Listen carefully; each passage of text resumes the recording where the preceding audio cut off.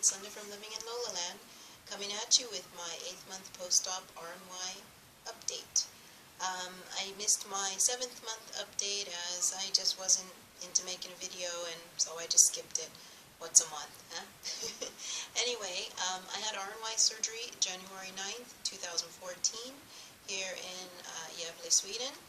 And let's see, let me get to the numbers. My starting weight was 117/18 kilos, or 259 pounds. That was my pre-op weight. My starting weight before surgery was 108 kilos, or 238 pounds. And my current weight is 76.7 kilos, or 169 pounds. So I lost 21 pounds pre-op and 69 pounds post-op, for the grand total of about 90 pounds, or 41 kilos in total weight loss. So not bad for 8 months. That's a little over 10 pounds a month, which I could not have done without my RNY tool. Anyway, also, I went from a size 20-22 US to a 10-12 US, which I think is like a 56 euro to a 42, 44 euro, depending on the cut. So let's see, I have lost 2 inches from my calves, 5 inches from my thighs, and 18 inches from my hips. I had a big ass. And 10 inches from my waist. I lost 7.5 from under the bust line, and roughly about, I think about 5 from the bust. Yep, I lost my boobs. And 5.5 inch from my wrist, about 1.5 inches from my forearms, and about 3.5 inches from my bingo wings, my biceps, and about 0.3 from my neck. So that makes me feel nice that I've lost inches. Sometimes I still feel like the fat girl, but sometimes I feel normal. I've had a few NSVs on this journey. The first biggest one was when I was about 3 months post-op, riding on the airplane, being able to cross my legs and have almost 10 inches of seatbelt left over. That was awesome. My latest are being able to walk up about 4 flights of stairs without being breathless, without busting out in a sweat. That's an awesome feeling. My latest one is being able to jog in short spurts. I used to run track in high school, and I wasn't like the wonderful athlete, but I could run, and I haven't done that probably since I was 16, 17 years old. So to be able to jog again has been an awesome NSV. Also, being, in a 10-12, that's like the smallest size I've been in since I was about 16, 17 years old, so, and I'm 44. So this is an awesome feeling for me. My tops I can fit into medium large, so that's nice. Nice to be able to order clothes online and have them actually fit without having to worry that they aren't going to fit. The European cuts for pants is a little iffy because I still, regardless of what I weigh, will have thicker calves than the average woman. And sometimes they make the skinny pants for like really thin legs, which I will never have.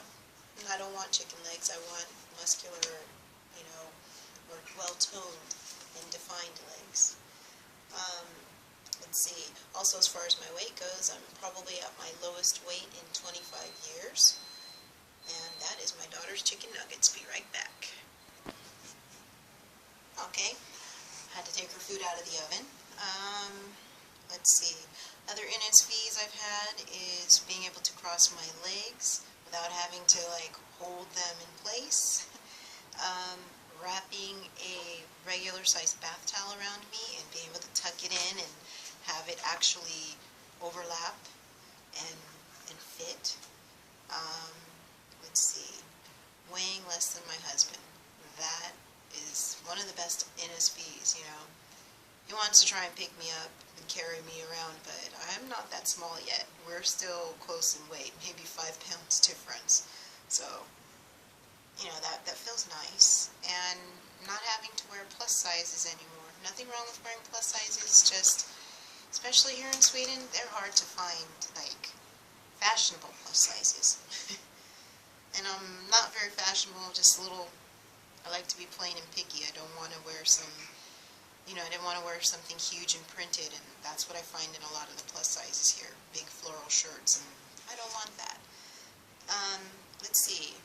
Changes in my life. Nothing has really changed other than, you know, I've lost weight. I'm now in the overweight category, no longer considered obese.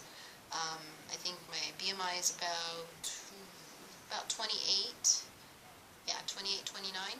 So my goal for my BMI is to get to, I think, under 25, like 24.9, just to be a normal, healthy BMI, which I think I will hit that BMI once I hit about 150 pounds. Sorry, I didn't convert that one to kilos. I think that's about 65 kilos-ish. And once I hit that, my ultimate goal is a little bit lower because I want to leave a little room for that possible regain that happens once you get to your lowest weight, and maybe you pop up 10, 15 pounds. So 140, 150 is the range I'd like to be in, but if my body decides it wants to be less, that'll work. Let's see. Like I said, working on jogging. I have bad knees. Little issue with one of my knees that it swells up, and I think it's like a very slight meniscus tear that's just like really minute in the red zone, so it heals up on its own. Doesn't require surgery. I mean, I can still walk, just gets painful at times after the swelling is gone down. Like, it's just like having a bubble in my knee and just feels tight. So that I have to be careful with jogging and any kind of bouncing exercises, or, you know, exercises that requires kind of jogging in place and such. I want to start, well, I have started with lifting very light weights. I'm pretty weak, so I'm not going to even lie to you like I'm hitting the weights. When I say weights, I mean like 10, 15 pounds. That's heavy to me.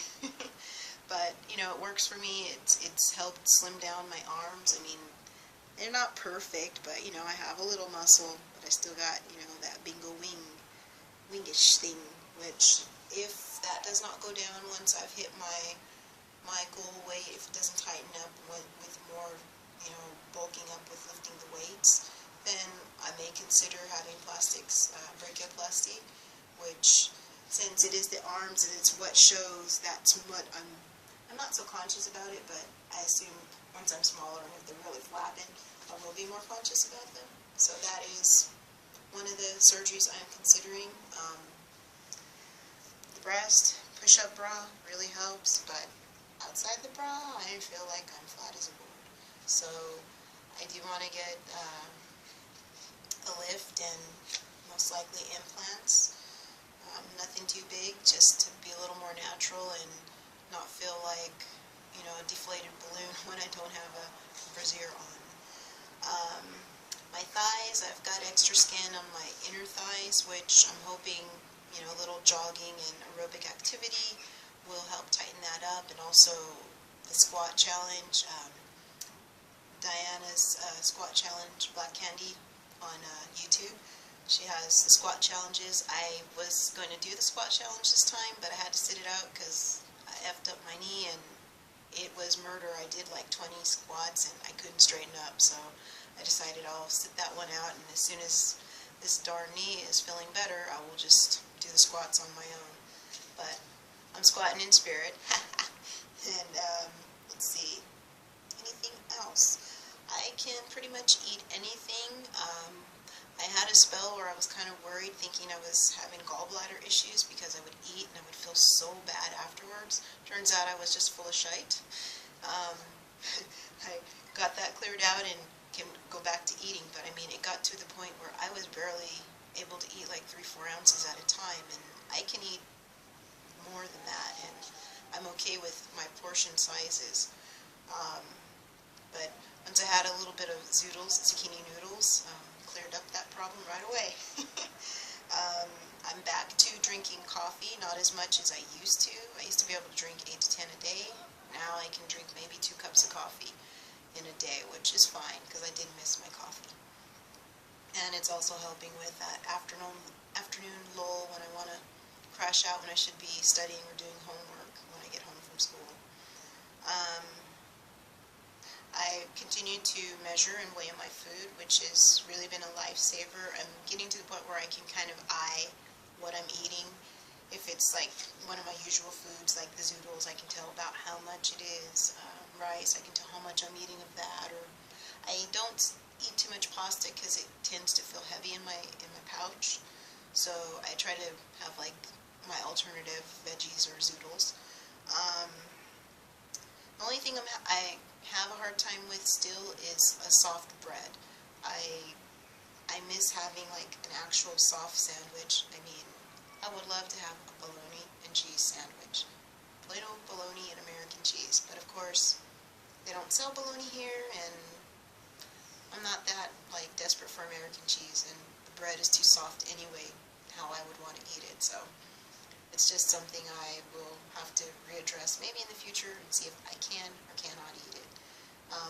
I do like the baguette bread, freshly baked, and the more grainy breads. Those seem to go down fine. So I might make what we call a little macka or smörgås here in Sweden, which is just like a roll, the fresh baked roll of grainy bread, and instead of mayo we use butter. Yeah, butter, cheese, Gouda cheese, and a little thin sliced ham lunch meat, and maybe a few slices of cucumber, red bell pepper, and the red sweet bell pepper, and I think that's pretty much it. Lettuce if I have it, and I might cut that roll in half, and there's a meal for me. So that's been helping me get by at school and for late night snacks, or when I have a short time in between class. I have a macka. So that's pretty much it. My video is getting up to 12:38. Anyway, sorry I hadn't made any videos. I didn't think anybody really missed me. I'm not that interesting, but I still want to document my journey for myself and anybody who is interested in following. Thank you to all my subscribers that have stuck with me in my little lull of videos.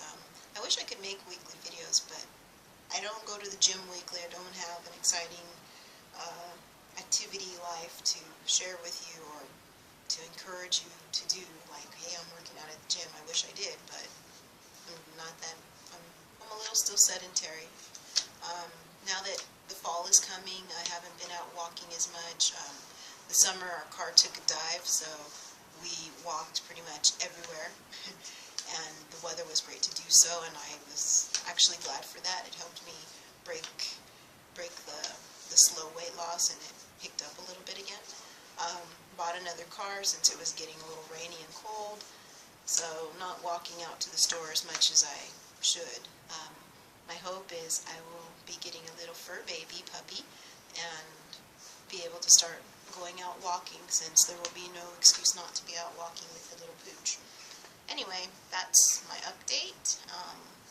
Thanks for subscribing. Thanks for watching. If you want to leave any comments, you can find me on Facebook, Slim Lola Slim Pedersen.